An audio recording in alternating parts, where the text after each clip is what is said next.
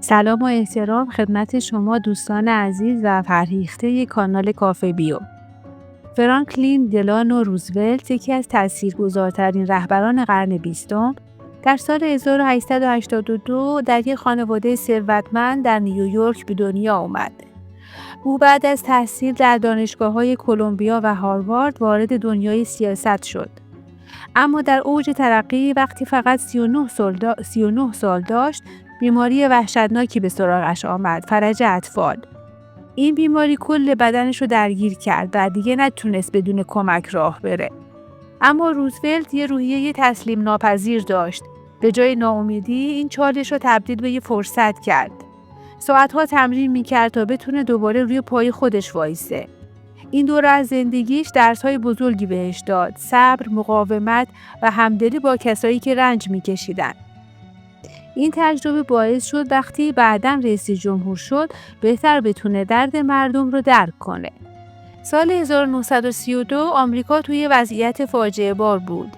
رکود بزرگ اقتصاد رو فلج کرده بود و مردم تو فقر و بیکاری غرق بودن. تو این شرایط روزولت با یه برنامه انتخاباتی به نام نیو دیل اومد سر کار. هدفش چی بود؟ نجات اقتصاد، ایجاد شغل و بازگردوندن امید به دل مردم. با طرح‌هایی مثل ساخت سدها، جاده‌ها و پارک‌ها تونست میلیون‌ها شغل ایجاد کنه و جون دوباره به اقتصاد آمریکا ببخشه. او در دورانی پرآشوب آمریکا رو با موفقیت رهبری کرد.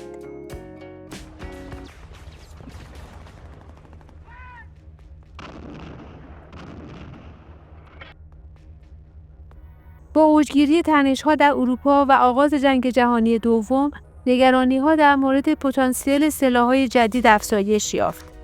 در سال 1939 آلبرت انیشتین، فیزیکدان برجسته، نامه‌ای به روزولت نوشت و در اون هشدار داد که آلمان نازی ممکنه در حال توسعه بمب‌های بسیار قدرتمندی بر اساس شکافت هسته‌ای باشه. انیشتین تاکید کرد که آمریکا باید این تحقیقات رو جدی بگیره و خودش در این زمینه پیشگام باشه. نامه انیشتین جرقه‌ای بود برای روزولت. او دستور تشکیل کمیته‌ای برای بررسی تحقیقات اورانیوم را صادر کرد و این سرآغاز پروژه منهتن بود. این پروژه عظیم و مخفیانه با هدف ساخت اولین سلاح هسته‌ای جهان در نهایت به یکی از بزرگترین دستاوردهای علمی و مهندسی تاریخ تبدیل شد. روزولت با درایت و قاطعیت منابع لازم را برای این پروژه فراهم کرد و بر پیشرفت اون نظارت داشت.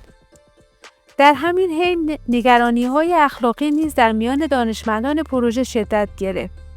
گروهی از دانشمندان از جمله لئو زیلارد و جیمز فرانک در ژوئن 1945 در گزارش فرانکلین کاونت پیشنهاد کردند که به جای استفاده مستقیم از بمب اتمی علیه شهرهای ژاپن، ابتدا یک نمایش قدرت در منطقه غیر نظامی برگزار بشه.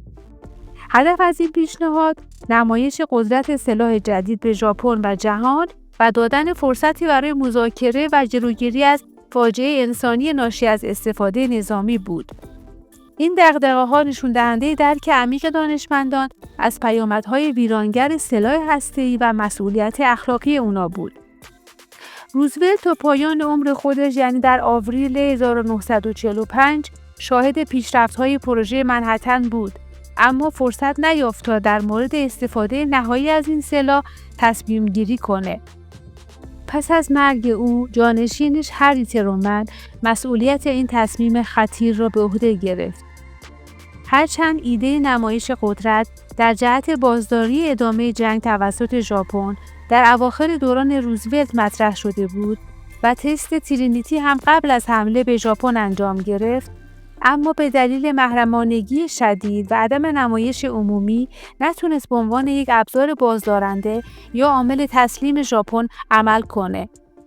در ضمن اینکه اونها همچنین از این موضوع آگاه بودند که نمایش قدرت ممکنه کافی نباشه و ژاپن رو به تسلیم وادار نکنه و در بدترین حالت ممکن بود به شوروی فرصت بیشتری برای درگیر شدن در جنگ و دستیابی به فناوری اتمی رو بده. این بحث نشون میده که چقدر مسائل اخلاقی، سیاسی و نظامی در اون مقطع در هم تنیده بودند و تصمیم گیری ها چقدر پیچیده بود.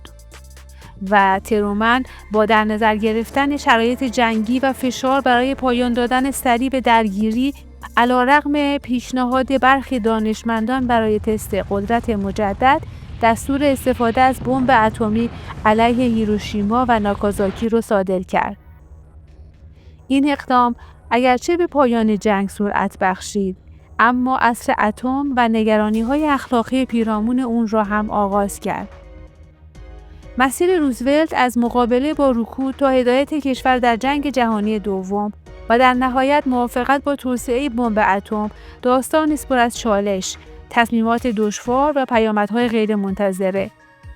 قضاوت در مورد درستی یا نادرستی این مسیر بر عهده تاریخ و مخاطبان این داستان خواهد بود.